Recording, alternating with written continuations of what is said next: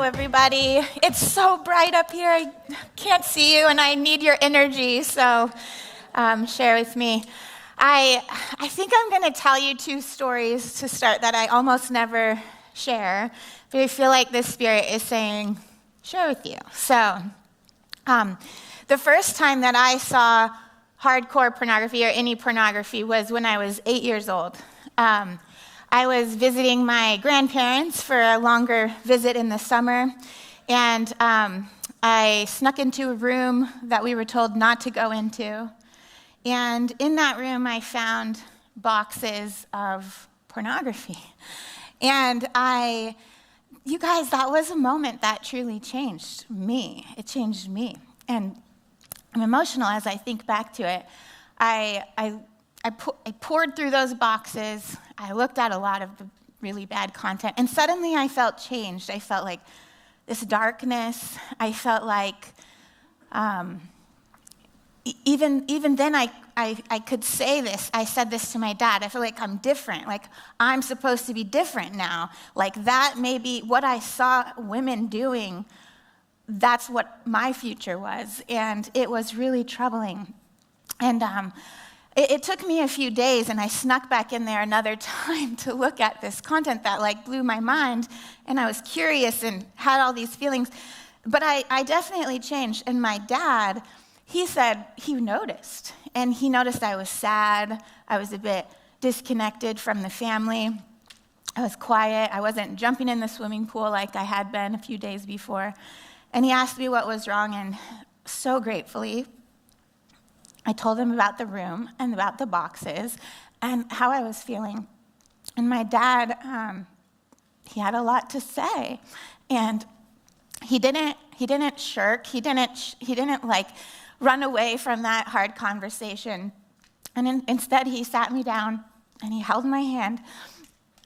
Oh my goodness! And he told me so many things about my worth, about my future, about how wrong that was, and all of these things. And I think I'm telling you this story for a couple of reasons. One is later in my life, as an older teenager, young adult, I learned that my dad had struggled with pornography, compulsive pornography use also, and he had struggled with it from age 7 onward. And I think about how much, how he changed my life and made me feel like I'm someone with dignity. At that point in our lives, we weren't really religious, we weren't Christian, but my dad still knew, and he still felt this. And he was the best advocate for women, even though he also had this struggle. And I think maybe that's helpful to share with some of you, because I've heard lots of people, particularly men and fathers, say, I can't say much because I'm also part of the problem. And that was completely a different experience from what I had. And I think that those who have struggled and have had this experience, they're the voices that can step up the most and the strongest and have such an impact. So maybe that's helpful for you guys to understand. You can still be an activist, even if it's a struggle yourself with these issues. The other issue is, look, how many of you saw pornography before you were an adult? Can you raise your hands and look around and see? How many of you saw pornography before you were an adult? That's a significant amount of you. The problem today is that almost all of our children are being exposed to this content even before they hit puberty. It's just the normalization. It's become the wallpaper of our children's lives, of our young people's lives. And the type of pornography that our young people are being exposed to is not like the kind that I saw in my grandfather's private room. It's what they're seeing on the home pages of Pornhub and Xvideos and X and Instagram, which tends to be content now that is what is appealing to people who have 20 years worth of an addiction. It's so much more extreme. The first encounter a young person is having with pornography is the content that someone who has struggled for 20 years is wanting to devour. Does that make sense to you? Like, it is such a different world, and it's having such a different impact on the ways that they see themselves, the way they see their peers, on their hopes and their dreams, all of those things, just like it did for me as a little 8-year-old girl. So I want you to understand that. I also want to convey another story. Let me see. So, how did I get into this work? It's a long story, and there's many, many moments along the way. I just felt this innate, I am not those women in that pornography, and I am not going to stand for that, and women shouldn't have to stand for that. And then I saw the breakdown of families and all these other things. But I think that the calling came for me. I was serving in Hungary as a missionary for 18 months, and I saw just this web of sexual exploitation and abuse that it just all came together so clearly for me. I was assaulted 3 times while I was a missionary there. And we taught English, and a lot of times the people who would come to our free English classes were women who were being prostituted and sex trafficked. So I got to know these women and love them, and it was for them often the only reprieve they got from being abused and out on the street and being sold. And so, I was just... And then pornography was everywhere in Hungary. It was on the front pages of newspapers, on billboards, et cetera, et cetera. And to me, I was feeling like the problem was the sexual objectification and commodification and how it's all connected. The prostitution and trafficking I was witnessing was not that different. It wasn't being caused from a different problem from why I was assaulted or from why pornography was all over. And it was like everyone else didn't get it, but it was so clear to me. And so I've spent really the last 18 years or so trying to help people understand this web of sexual exploitation and abuse, and that you can't separate these issues as though they're happening in a vacuum. I'm going to come back to this point in a minute and share that in Hungary, I had a very life-changing moment where the mission was the hardest thing I've ever done. So hard. And it was a totally different culture, a language that was extremely hard to learn. I was far from home. And I wanted it to be over, honestly, at many moments. And people didn't want to hear what we had to say, largely. So there was a moment, though, after kind of this whole swirling of sexual abuse and exploitation and the coldness and the darkness that I was observing. And I was on a train coming back from Budapest to the small town that I was living in. And my companion, because we were in twos, I was feeling so sad. I was just looking out the window, trying not to let anyone see me crying, because I was just this place is dark. Nobody wants the gospel. Nobody wants to hear what we have to say. And I want to go home. And I looked over, and there was a woman across the aisle from me. It was 4 seats and 4 seats. And there was an older woman reading the newspaper. And on the front cover of the newspaper was a very sexually explicit ad. Just right there on the front of the newspaper. And there's a 16-year-old girl sitting across from her. And I just thought, this is hopeless. This is hopeless. That 16-year-old girl, what hope does she have? And I was swirling back into my 8-year-old mindset of, this is what it means to be a woman today. And my companion, you guys, she stood up on the train, and she started testifying. And she was she didn't even speak Hungarian, but suddenly Hungarian was coming out of her mouth.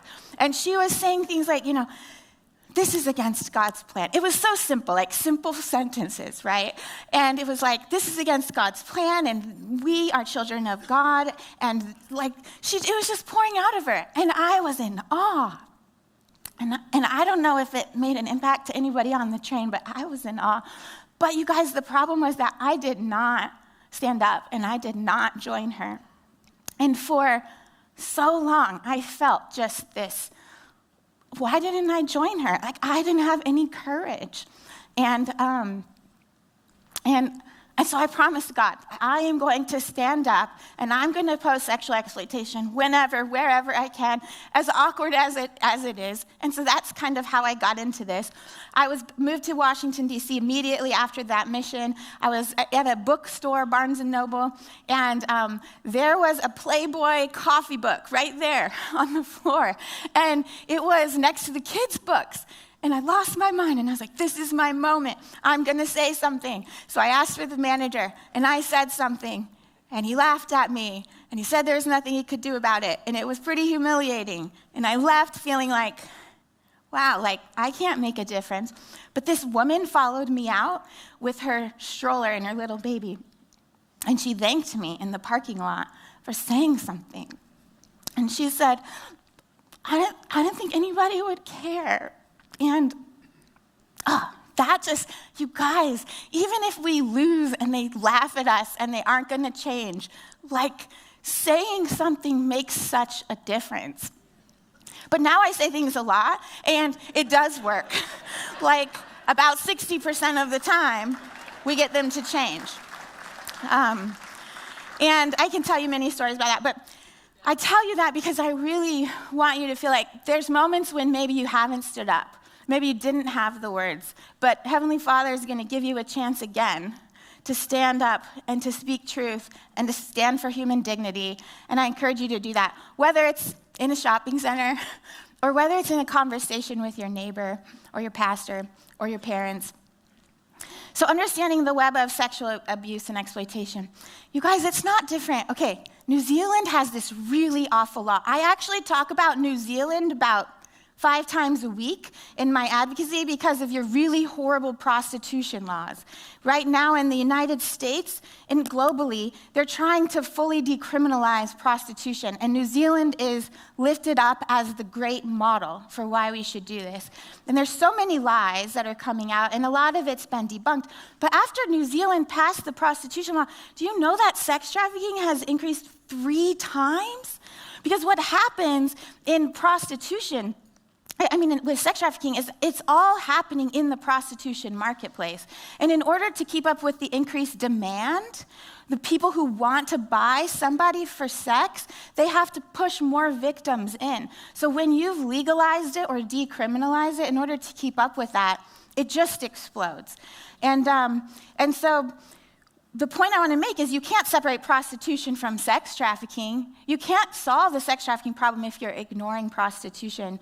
Another is pornography. Like, if we want to end violence against women, which is like a buzzing thing in the United States at least, like we need to end sexual violence against women, we can't ignore the role of pornography when our young people have been getting a diet of hardcore, extremely violent pornography since age 7 and up. How do we expect them to treat women with dignity? Or even how do we expect women themselves to not accept that abuse? Choking right now, strangulation, is like such a common problem. I was talking to my friend is an ER doctor, and he was telling me the amount of people coming in because they were choked during a sexual encounter is so high. Like, this is the prominent themes of pornography, and we're not going to solve it if we don't do something about the pornography issue.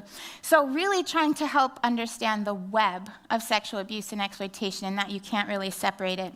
I'm happy to answer a lot more questions about that web later, give more examples. I talked a minute about demand. I think there are kind of 3 areas that, there's a lot of them, but 3 areas that I want to really convey to you that I think are almost always overlooked in our movement. Like, we're outraged, we want to end sexual abuse and exploitation, but we often ignore 3 kind of massive factors.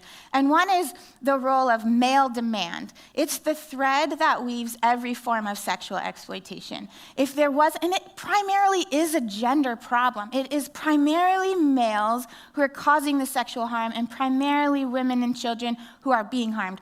I'm not saying that it's only that way, but if we could target male demand, there wouldn't be a sexual exploitation problem. We wouldn't have exploding pornography use, exploding markets for sex trafficking, child sexual abuse, and et cetera. And so usually, at least in the US, almost entirely efforts to combat sexual exploitation have focused on trying to rescue or help those who are being harmed, or to stop the push, the vulnerabilities, like maybe poverty or miseducation, like not enough education, that pushes victims into the sexual exploitation marketplace. But you guys, those are not going to solve the problem. They're not. The only thing that's going to solve the problem is if we go upstream and we stop the demand side of it. So I'm not saying we shouldn't help those who are being harmed and rescue and pull them out and give them exit services, most definitely, but we can't only focus our efforts there. And so thinking about here in New Zealand, what could you do? My big ask of you is to go back and try to change your prostitution laws and really focus on the women and those who are being harmed are not the criminals, and they need services, but those who cause the sexual harm, the traffickers, the pimps, the profiteers, the sex buyers, they need stronger penalties. And often, if they face penalties, whether it's criminal, like jail time, or even fines, or like threaten to expose who they are, it almost always like suddenly decreases their willingness to act out. So the impact of demand. And then the impact of pornography. I just see pornography as this root that really is almost entirely overlooked, but it fuels all of this. And I already talked a little bit more about that, but things like we have a huge crisis of child-on-child harmful sexual behavior. Almost all of the arrest records that I could find around the world of child sexual abuse, about 30% of those being arrested are other children.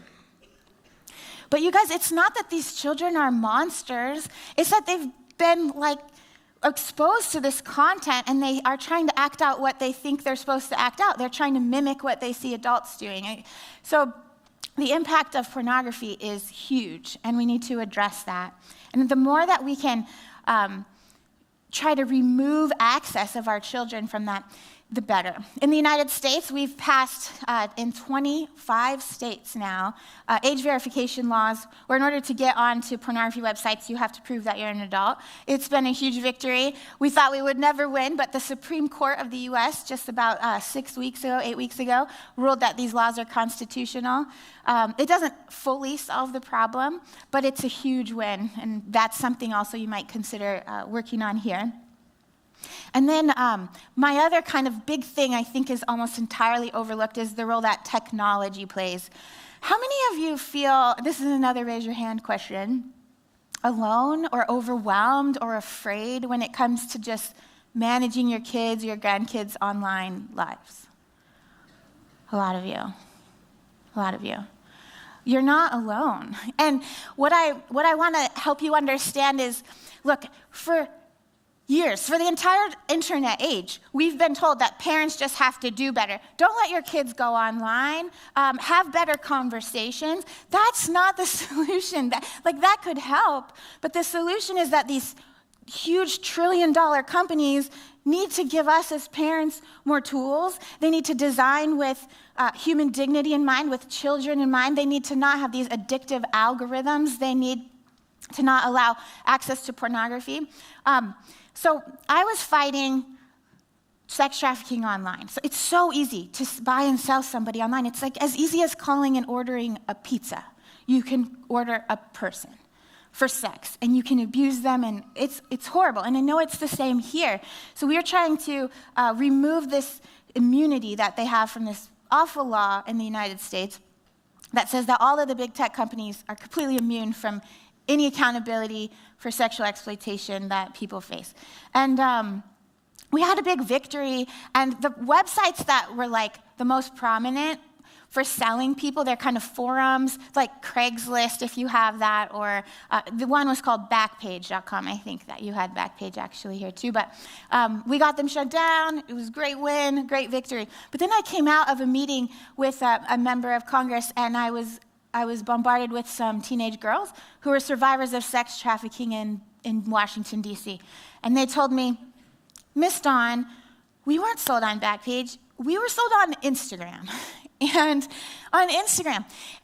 then I went and I called all these other direct service providers around the country. This was in about 2018, and I learned that is almost entirely, the sex trade has moved to the social media websites. Our kids were being targeted on X, on Snapchat, et cetera, is often moving over to Instagram, and that's where their exploitation was happening. Direct messages by adults were being sent to young kids, and the tech companies knew, and they know, and they're doing very little about it.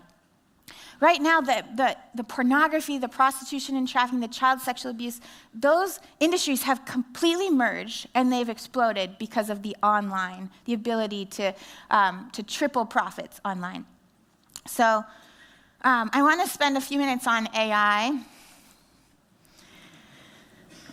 There's a lot to say. I really love AI. I love seeing how it can help me and make my life a little more efficient, play with things, but also it's extremely scary what's happening. And I have horror stories that I could share with you about how exploitation is just being accelerated and exploded at rates you can't even understand.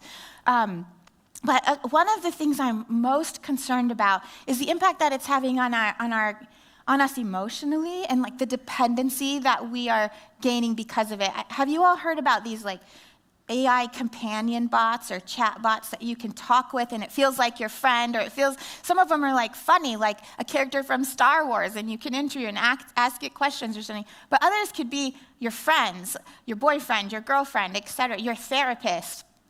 And so what we're finding right now is that a lot of people, my worry is the young people, are turning to these AI kind of companion or chatbots, and they're sharing their vulnerabilities with them, and really horrible things are happening. Just last week, a huge lawsuit was filed in the United States against OpenAI and ChatGPT because the ChatGPT actually told a 15-year-old boy to kill himself, and he did. And that's the fifth. I know 5 of these such cases, and that's not even touching on those that are encouraging our kids to sexually exploit themselves.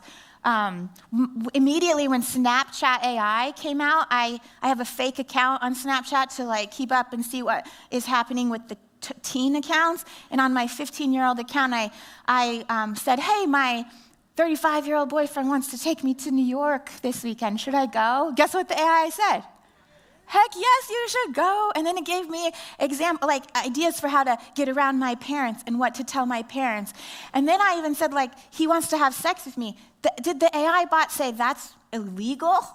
Did it say, no, don't do that? No, it gave me tips for how to have safe sex with the 35-year-old across state lines, which is human trafficking under federal law in the U.S. We have to do something about the AI chatbots and talk about what voices are going to guide our children and guide the next generation. AI, my other very key point about AI is that it's generating abuse faster than we can stop it. Collective Shout in Australia, who's a close ally and partner of mine on many things, we together they found and we found at Nicosi over 120 apps that were in the Google and Apple app stores that were rated for 4 and 9-year-olds that would make deepfake pornography in moments.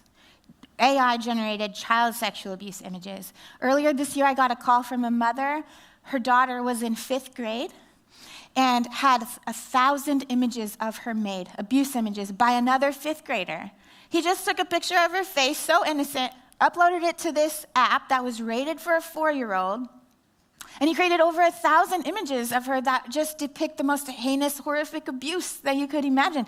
And that's going to follow that little 5th grader for a long time. The scale of which this exploitation is able to happen now is unfathomable. And you guys, it ruins our lives. To have those kinds of images follow you, I will tell you, we had a huge victory in the United States this year. I've worked on a law called the Take It Down Act that it makes it a federal crime to create image-based sexual abuse. Now, it wasn't against the law before. And it also requires tech companies to remove such content if you ask within 48 hours. And that's a huge victory because for years, people there was no crime there. And there's nothing you could do. I'm a victim myself of image-based sexual abuse. Deepfake pornography has been made of me a lot because they try to bully me into stop, so I won't raise my voice about these issues, right? I don't care. I accept it, but I don't want that being made of my daughter or of my son and following them forever. And then AI grooming is causing this mass production machine. I mean, I was just in Washington, D.C. About a month ago with 60 parents whose children died because a predator reached their kids on social media and sextorted them. Got them to send or create nude images of themselves, or it was deep faked, and then said, if you don't do what I say, I'm going to send this to your parents, to your coaches, to your friends at school, etc. And there's 60 parents whose children are no longer with us because they couldn't even see any hope beyond that threat. And I see this happening. This is going to explode because now you can use AI to just target those vulnerabilities. Instead of one predator trying to talk with 10 kids at night, he can talk to 500 at once.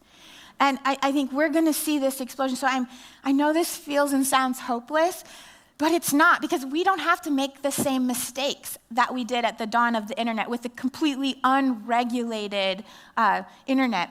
We can put in regulations. At this point, we've got a rather early industry here. Here in New Zealand, you can have such an impact on requiring kind of ethics and governance and human dignity be instilled into these machines from the very beginning, instead of this Wild West. So I tried to make these images using AI for you, but look, we could go one of two ways. And which way do you want to go? I really want to go to the right. So join with me, and I've got kind of 3 ideas for how we can do that. One is we target the infrastructure. We try to disrupt the systems and not just the symptoms. This means, so in my fight about pornography, I'll give this as an example. I hate the porn industry. I hate Pornhub so much. And we're winning. We're beating them. Pornhub, you guys.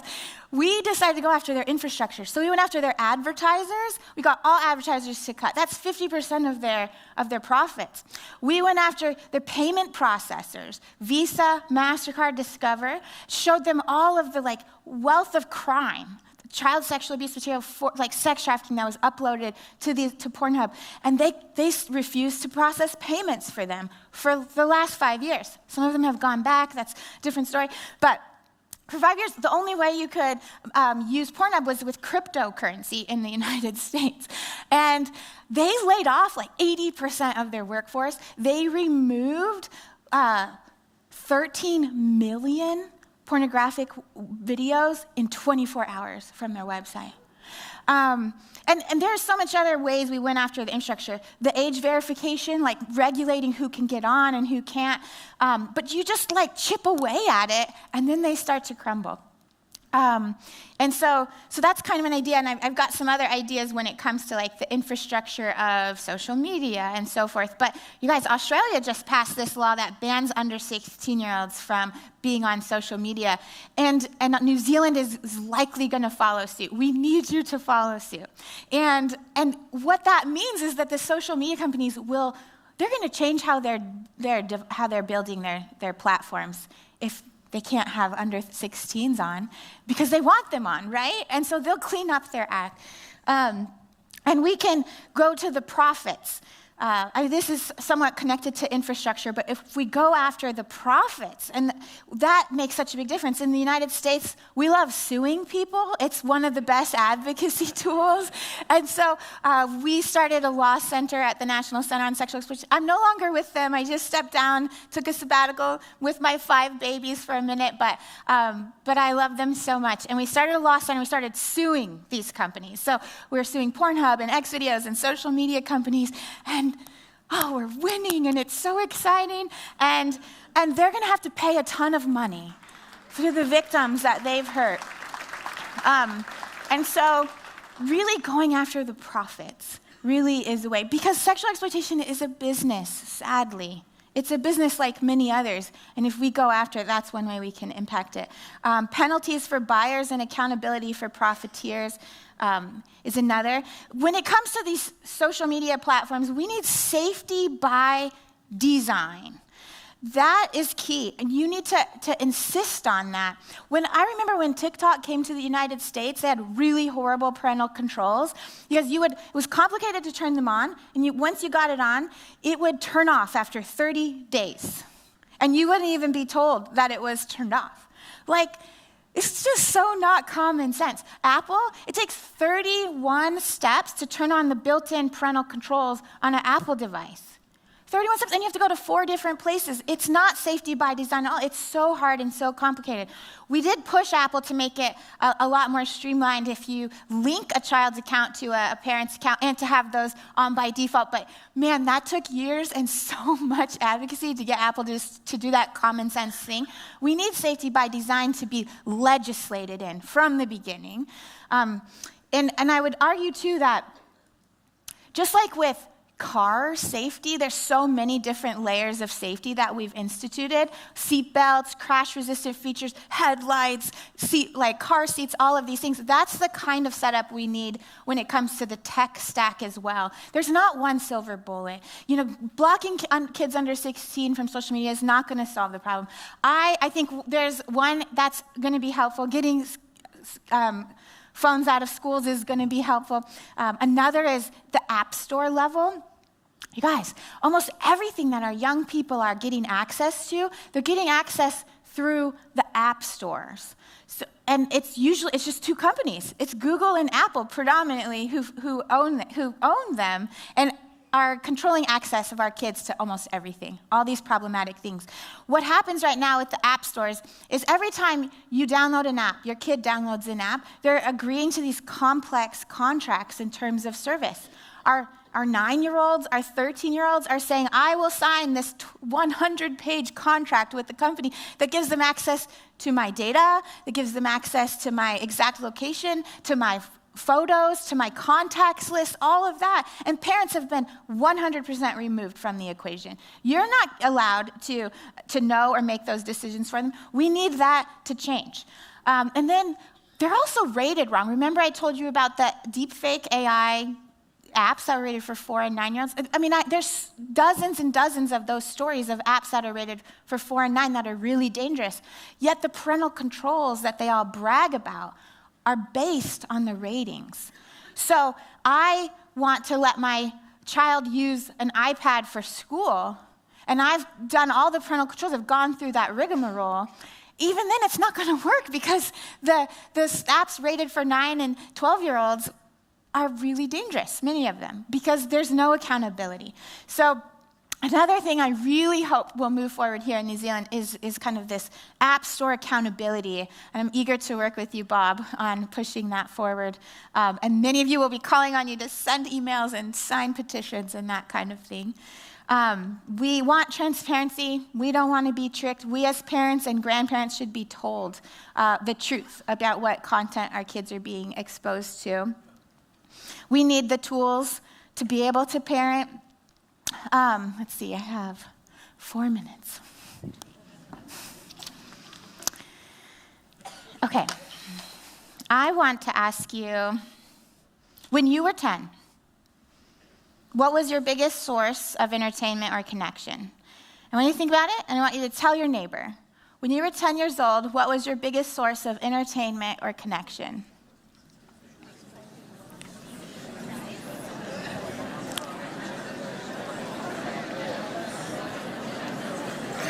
Okay. I hear laughter, joy. It sounds like some good memories are coming back. Now imagine that your 10-year-old self had today's internet in your pocket. How would that change? And is that the world that you want the 10-year-olds to have today? No. I want you to think about one child that you care about. Grandkid, a child, your neighbor, someone at church, and picture their face. And if you could picture if you could change one thing for their digital world, what would that be?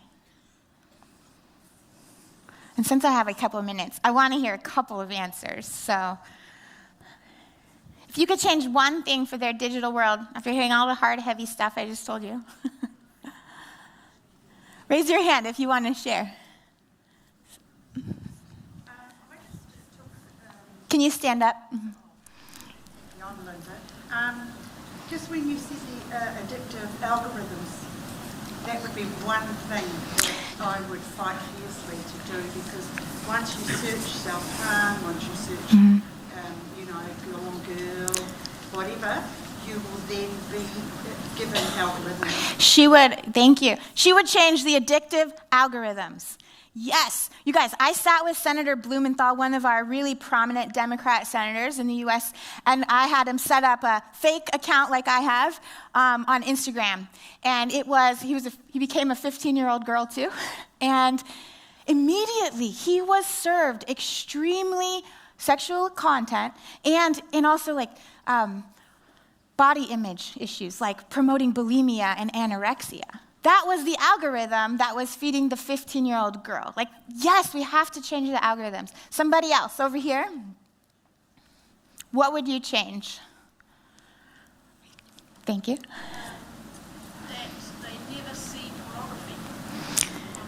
That they never see pornography online. Imagine the world imagine what our kids could accomplish, how they would feel about themselves, how they would feel about each other, the relationships that they would have, the respect for life that they would have, the respect for each other, If pornography wasn't coloring all parts of how they view themselves in the world from that early age. Friends, I believe we can do that. Some people look at me and they're like, nice try, honey. But you guys, we can. We can make a difference. We can change these trillion-dollar companies. We can demand better. And I was talking to Bob about some of the fights we've had over the years, and we've had a lot of the same fights. And we were talking about magazines and how bad all the yucky, icky magazines used to be. And both of us led fights in our respective countries to get those covered, moved to the back of the stores. Like we did that, right?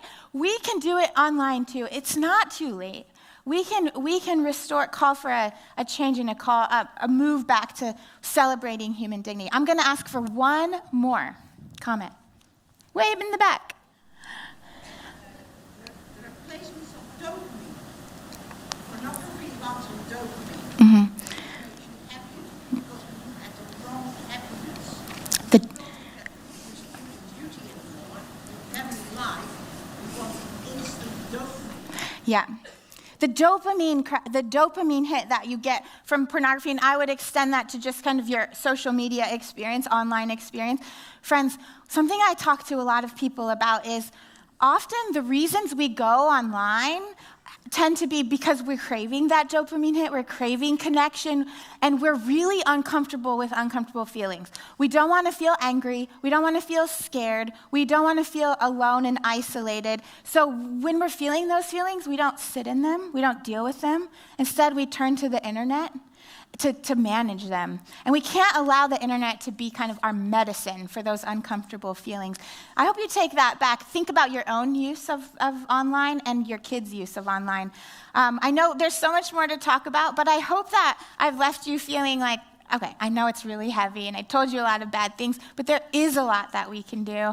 And I'm eager to jump into some more of that in the panel. Thank you so much.